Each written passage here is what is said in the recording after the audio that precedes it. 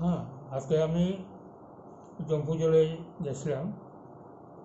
পূর্ব নির্ধারিত একটা বৈঠক ছিল আমাদের।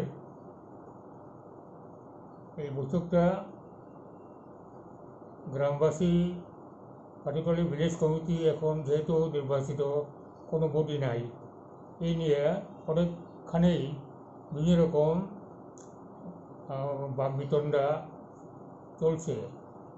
তো ওইটার প্রেক্ষিতে ভিলেজ কমিটিতে যারা আছে তাদেরকে বাস্তব অবস্থাটা ভালো রকমভাবে বুঝিয়ে দেওয়া, সাথে সাথে যেহেতু এখন করোনা, এই যে কোভিড-19 একটা বিপর্যয় আকারে আছে, এতেও যাতে আমরা গ্রামবাসীরা আরও সচেতন হতে পারে এগুলো নিয়ে কথা বলা।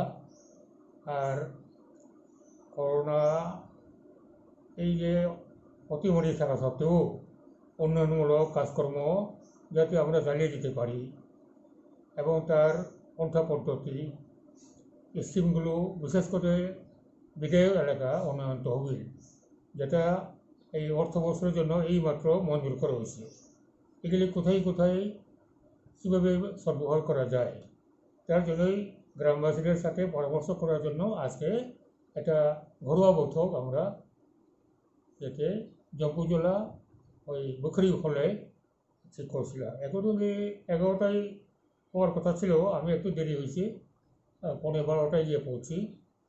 মিটিং শুরু করছি, এলাকার জনগণও আছে, ভিলেজ কমিটিগুলো।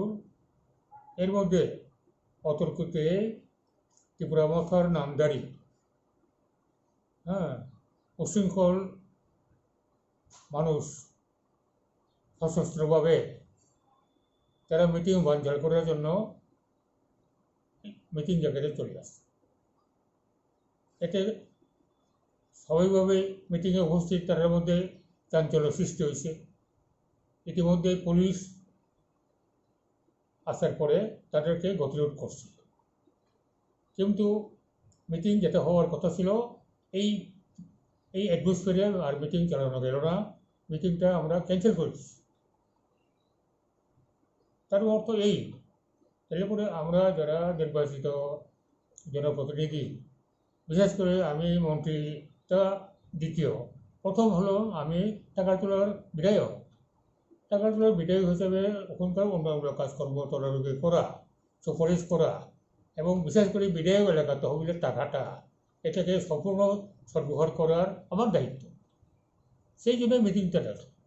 তো তারা বলে না, মিটিং করতে পারবে না, অমুক ফিরে যাও, গো ব্যাক, অমুক তমুক। তখন পুলিশ তারা আটকাইছে।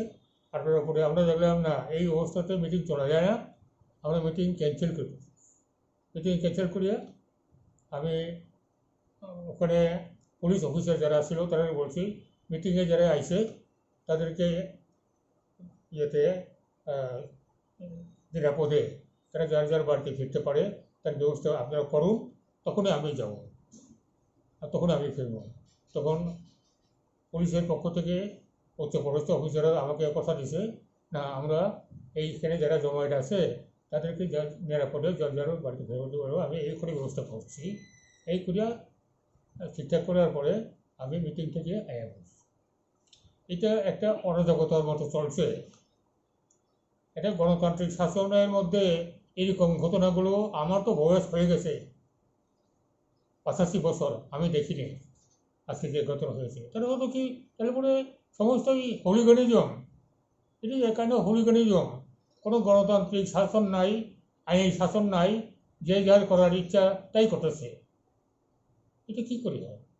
এটা আমি তো এটাই বলবো, আমি মন্ত্রী হিসেবে না, একজন দায়িত্বপূর্ণ নাগরিক হিসাবে এই কথা বলবো, স্বরাষ্ট্র দপ্তর এখনো এই ব্যাপারটা নিয়ে কঠোর পদক্ষেপ না নিলে পরে আগামী দিনে রাজ্যে ভয়ঙ্কর অবস্থার সৃষ্টি হবে।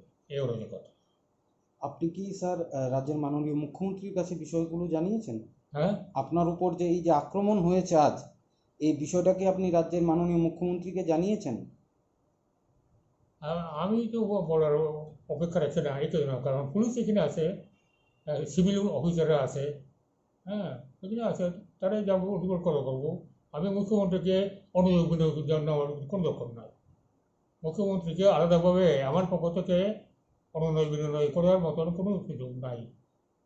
প্রশাসন দেখছে, ডিএম আছে, এসপি আছে, এসডিপিওরা আছে, তারপরে আপনার অন্যান্য পুলিশ অফিসাররা আছে, প্রশাসকরা আছে, এসডিএম আছে, তারা দেখতেছে, তারাই যা রিপোর্ট করবো।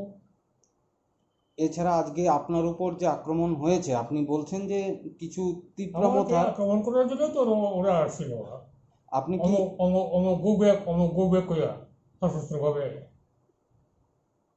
তাহলে এটাই তো বোঝা গেল ওরা কোনো নির্বাচিত জনপ্রতিনিধি কোনো রকমভাবে গণতান্ত্রিক পদ্ধতিতে কোনো কাজ করতে পারবে না। জনকল্যাণমুখে কোনো কাজ করার জন্য তারা তারা যেতে পারবে না। এটা এটা কি আপনার এই যে আমাদের রাষ্ট্রীয় যে গণতান্ত্রিক শাসনের এটা এটা কি অবস্থায় গেছে, এটা জিরো লেভেলে যেতেছে। আপনাদের মাধ্যমে জনগণ আরও জানবেন। কাজেই এটার জন্য আমার নিজের আত্মরক্ষার জন্য রক্ষার জন্য আমার কোনো প্রয়োজন নাই। প্রয়োজন আমাকে মারুক, মেরে ফেলুক। আমি যদি কোনো ভুল করে থাকি, আমি যদি অ্যান্টি পাবলিক ইন্টারেস্ট কোনো কাজ করে থাকি, আমার শাস্তি হোক। আমি আমার সাফাই গাইব না। সারা জীবন যে কাজ করলাম তার জন্য আমি সাফাই গাইব না। এই যে কিছু গুন্ডা, মস্তান, এই যে অসামাজিক কার্যক্রম যারা করে, তাদের কাছে যদি আমার জীবনটা যাই যাক, এই কথাই। আজকে আপনার উপর যে আক্রমণ হয়েছে, আপনি বললেন একটু আগে যে তিপ্রামথার, তো ওরা এসে আচ্ছা, তিপ্রামথার যিনি সুপ্রিমো মহারাজা প্রদ্যুৎ কিশোর মানিক্য, তিপ্রামথা? বিষয়টি উনাকে কি আপনি জানিয়েছেন? হ্যাঁ। উনি কি বলেছেন? কে? প্রদ্যুৎ কিশোর মানিক্য, যিনি তিপ্রামথার যিনি সুপ্রিমো। আমি কারো কিছু বলবো না, এই তাদের ব্যাপার। ত্রিপুরামথার ব্যানারে, হ্যাঁ, সমস্ত সমাজদ্রোহীরা ঐক্যবদ্ধ হইয়া এইভাবে করতেছে। এটা এডিসি ইলেকশনের পূর্বেও হয়েছে, পরেও হয়েছে। এডিসি ইলেকশনের পরে পরে সময়ে 3টা জেলাতে খোয়াই, পশ্চিম ত্রিপুরা এবং সিপাহীজলাতে যে সন্ত্রাস হচ্ছে, এরকম আমি দেখি নাই। অনেকগুলো তো ইলেকশন দেখলাম, এইরকম সন্ত্রাস আমি দেখি নাই। এখন আপনি কি চাইছেন? এই আপনার উপর যে আক্রমণটা হয়েছে, আপনি এখন কি চাইছেন? মানে আপনি কি প্রশাসনের দ্বারস্থ হওয়া, স্যার? আমি তো একটু আগে বললাম, এই যে হলিগনি জমটাকে যদি বন্ধ করা না যায়, আগামী দিনে রাজ্যে, হ্যাঁ, সুষ্ঠু প্রশাসন, সুস্থ বাতাবরণ, জনগণের জীবন সম্পত্তি, এটাই প্রশ্ন হয়ে যাবে।